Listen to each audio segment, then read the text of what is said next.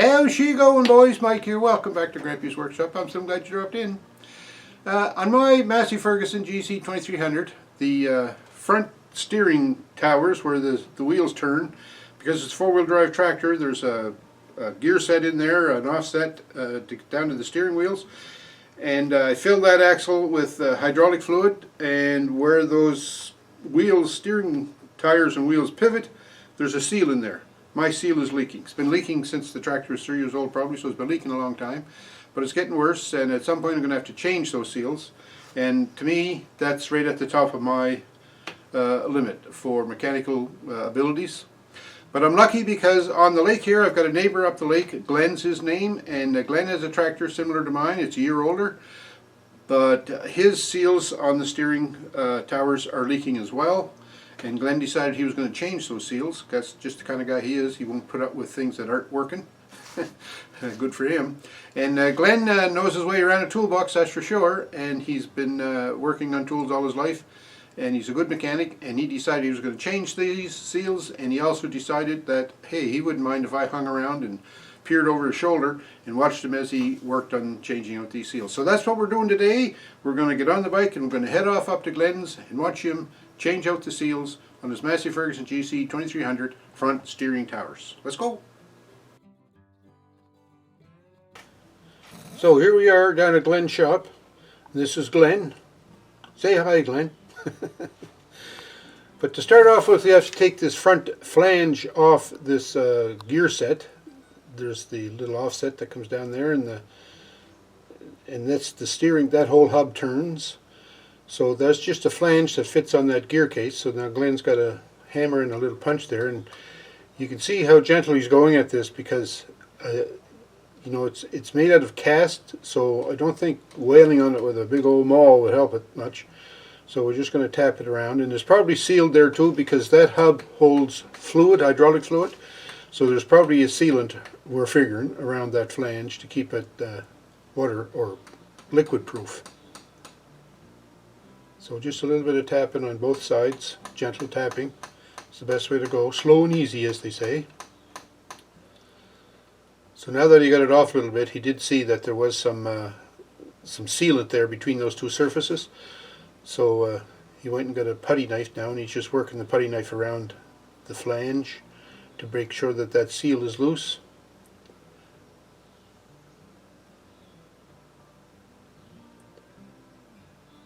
And then once that's free, we're going to try and tap it some more.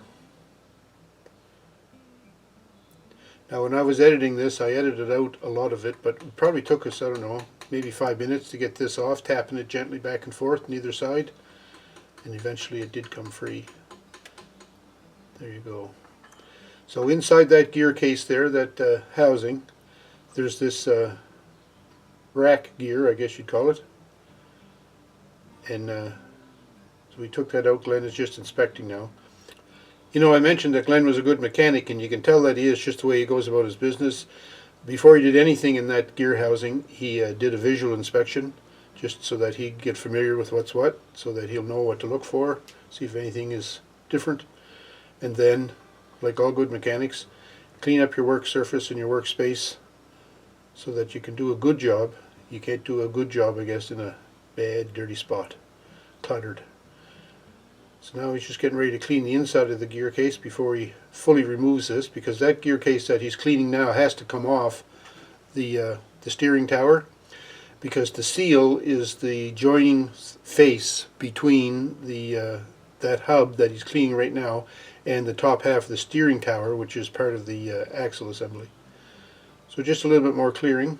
We'll see in a minute here when we get around to the next part is getting the clip out to release that gear housing off the spindle. So in order to get that off, he gets his jack out and puts a little preload at the bottom of that gear housing to make sure that it's fully up, pushed against the top half of the axle assembly, to get as much clearance as he can to remove this E-clip that we're going to be taking out.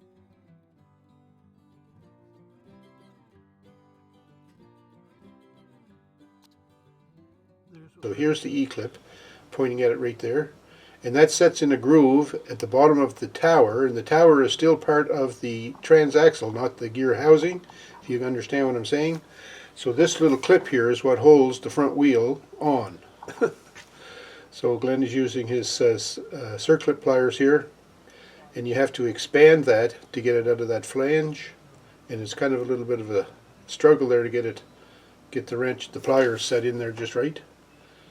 But then he finally does get it, and then you squeeze the pliers and expand that flange, and it kind of pops out with a snap. And Glen was saying when he did the other side, because he's already done the right hand side of the tractor, we're working on the left side now. When he did the right hand side, this was the hardest part of the whole job, was getting that E-clip out of there, and getting it back in as well, because the groove, the tolerances around the groove and the fitment of it all are so minute, that it's really, you got to have all your ducks in a row before you can get that E-clip in or out. So now you saw him pointing there to the tie rod end. We have to take the tie rod end off, of course, in order to get that gear housing off, because it's attached to it. But also there's boots there on the steering knuckle at the end of the cylinder, the power steering cylinder that turns the wheels. So those boots on Glen's tractor were leaking and cracked, so he wants to change those as well. But so we're going to do that job while we're here. So he's taking the cotter pin out of the tie rod end, and then we'll take the tie rod end off and take it out of that gear casing. Then that gear casing would be able to come right off there now, because basically it's just kind of hanging there, nothing really holding it on. So of course the tie rod end didn't slip out like like you would expect, so it takes a little bit of encouragement. So we got the persuader on it there. He's going to persuade that to come out. Didn't come with a couple of wraps on the side, so we're putting the nut back on the threaded portion of the tie rod end so we can give it a hit with the hammer. And still not coming, so we turn it around so he can really get at it and give it a good wallop, and he does, and off it comes. So there, that's the whole gear housing now removed. So once again, typical, you know, of a good mechanic, Glen inspects everything before he starts to clean it or have a closer look at it, just to see if anything is awry in it.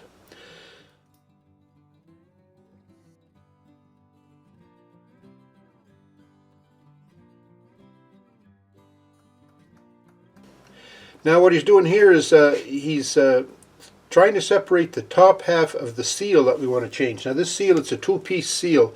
There's a top lip and then the bottom seal. The bottom seal goes in the gear housing. The top lip fits on that shaft, that tower, and stays with the axle. So that's what he's doing here now. He's just trying to get that to release from the tower, because of course it is kind of an interference fit there to keep the oil from leaking out. So this piece of the seal that he's removing now is stationary and stays on the axle, and the bottom half of the seal that will go on the gear housing, that rotates within that seal and prevents the oil from coming out, as long as the seal's not wore out. So what he's doing here, it wouldn't just slide down, because like I say, it's an interference fit, so he's got a little bit of a chisel, cold chisel going on there, trying to cut the seal, but he wants to be careful not to damage the shaft on that tower. So it's a delicate kind of an operation. That's why he's going so gentle with it, because he's trying to get the seal cut but not damage that tower shaft. So you can't really see it too close here, but he's got his tongue out because he's trying. There, he's got it down now. That little split he put in the seal allowed it to expand, and he could get it off. So there's the seal. So then he's taking the tie rod end off, and we're going to change the boot now. And that boot, just, he's got his hand over it right there. That boot is cracked and split. It's known that they wear out, so he's going to change it. You see all the rust under it too. When they crack and split, the moisture gets in there, and then the boot, instead of keeping the moisture out, tends to keep the moisture in. So that ball joint in that knuckle will rust up, and you don't want that to fail, because then you have no steering. So we're going to clear that up, and then he's got some grease that he's going to put in around there. It's almost like packing a bearing. He's going to fill that ball joint with grease as best he can. Pack it in good. And then he bought some new boots to put on that joint. They weren't OEM boots, so we kind of had to come up with an inventive way to get it to hold in place. But that rubber boot goes over the joint, and then there's a fiber washer that goes in front of it. And then we're going to put a tie wrap around that just to hold everything in place. We're not sure how well this is going to last or hold up, but Glen figured, you know, with the tie wrap on it, even if the tie wrap comes loose, he can cut the tie wrap off, move the boot back, and re-grease that joint, and then put the tie wrap back in place and hold it for a while. So even if he has to service it, say every 6 months or something, it should be a good improvement. So here we are starting to assemble. This is the gear case that came out.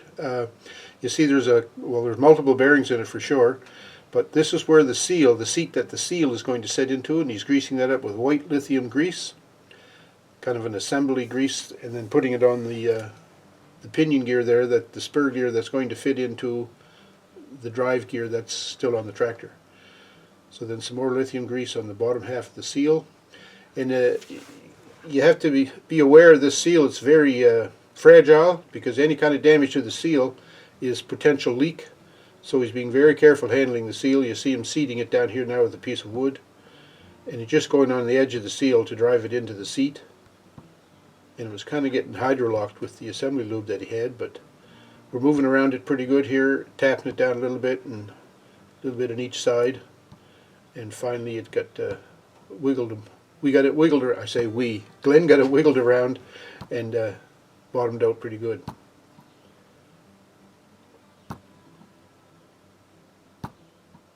So the only way to do this, I think, is slow and easy, and I think that does a much better job. So there, that looks like that's seated in pretty good. So now this is the tower. So Glen is just cleaning that up a little bit, and right at the very bottom of that tower, Willie moves his hand right there, you can see the groove at the very bottom, and that's where the E-clip sits. So this whole assembly has to slide over that tower and be pressed up as tight as we can get it against the top half of the axle to give clearance down there to get that E-clip back in that groove. And the clearance is very, very small, as you can imagine, because you don't want a lot of slop in that joint, because that's all filled with fluid, and you don't want the fluid to leak out. Alright, so we got that all greased up with that white lithium grease, and now this is a delicate part of the operation. This is the seal, the top half of the seal now that we're going to, or we, I keep saying we, but Glen is going to push that up. Glen made himself a little seal pusher here. He had a piece of 2-inch conduit, or no, that's bigger than 2-inch, looks like 2 3/4 inch conduit, and he's just tapping that top half of the seal in place and going very, very gentle, because he doesn't want to damage or deform it in any way whatsoever.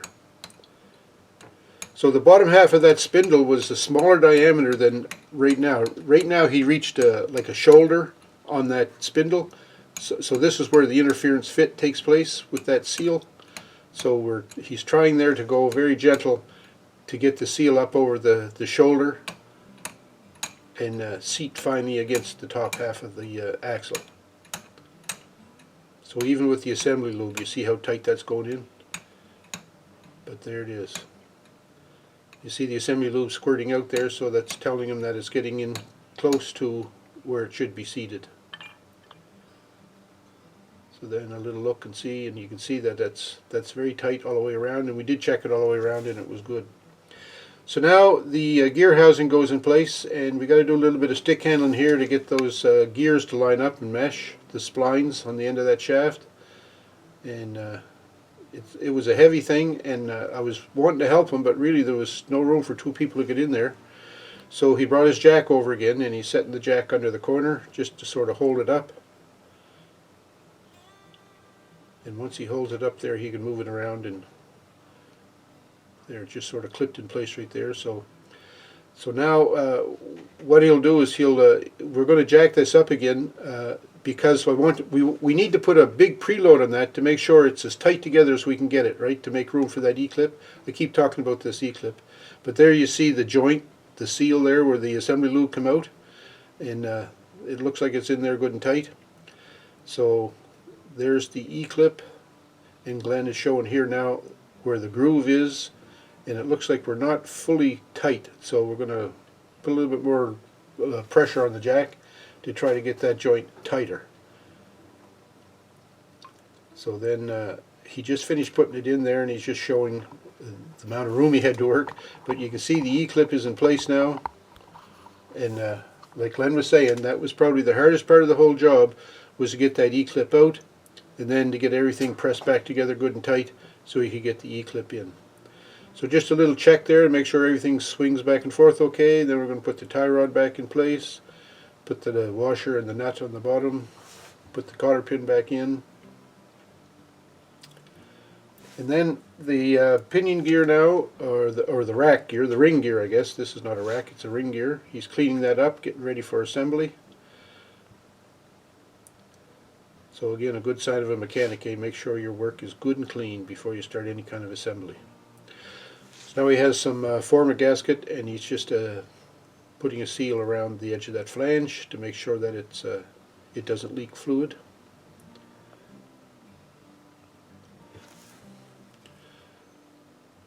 You know, jobs like this, they seem kind of tedious. You're working with big gearing. Well, this isn't big, but you know, large gearing. And then you come to a job like this, and you have to be tedious with it. You just watch the way he does this, eh? Like, you know, you just can't go at this like a bull in a china shop, eh? You have to be gentle and be careful.